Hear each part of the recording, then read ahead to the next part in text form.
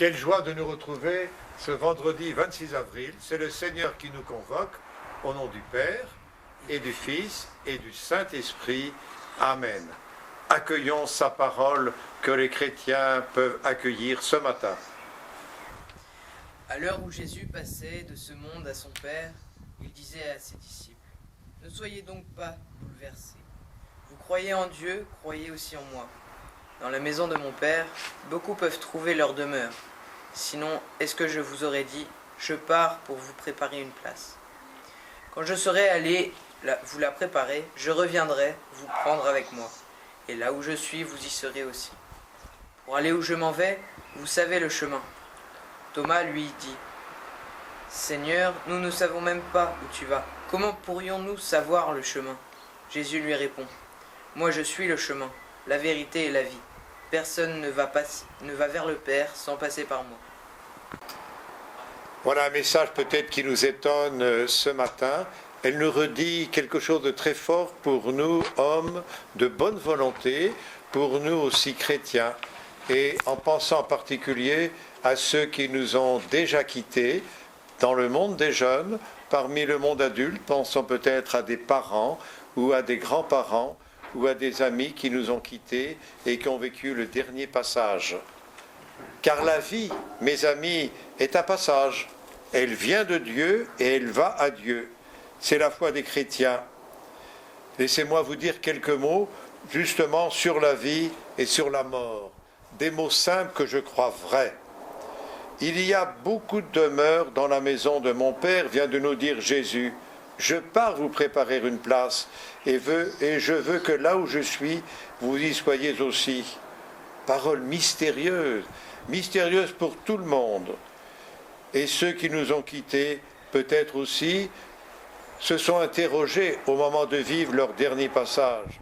En écho avec l'apôtre Thomas qui dit « Nous ne savons même pas où tu vas. » Et moi-même, comme homme chrétien et prêtre, j'entends des personnes me dire « Dites-moi donc où nous allons. Où sont-ils ceux qui nous quittent? Où sont-ils ceux qui sont morts? Où est Dieu? Où est Dieu ?» À cette question, Jésus répond en nous donnant une adresse. Une adresse. Dieu est auprès de ceux qui souffrent, les petits, les malades, les pécheurs, les exclus. Et Jésus a toujours choisi d'être avec eux pour les guérir, les rejoindre, les soulager, leur pardonner. Mais encore une autre question. Où est-il allé?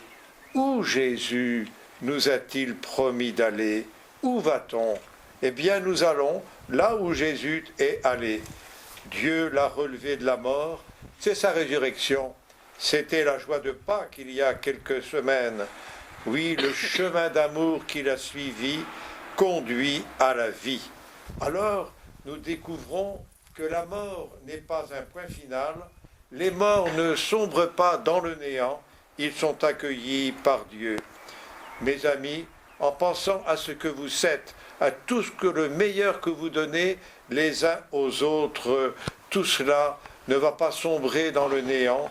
Au contraire, je crois à l'éternité de l'amour. Osons le croire. L'amour que nos amis qui nous ont quittés ont vécu, l'amour qu'ils ont donné, l'amour qu'ils ont reçu, cet amour-là ne peut pas mourir. La prière du sapin. Seigneur Jésus, faites que nous ayons la droiture du grand sapin qui s'élance tout droit dans le ciel. Que notre générosité soit comme la sève qui monte et qui nourrit. Que nos âmes aient la limpidité des torrents qui naissent dans la neige sans tache. Que nos volontés soient comme le granit sans faille. Que toutes nos vies, sur les routes, vous soyez le compagnon de nos vagabondages. Que la croix qui se dresse au carrefour soit pour nous comme la rencontre d'un ami. Et cela pour toujours.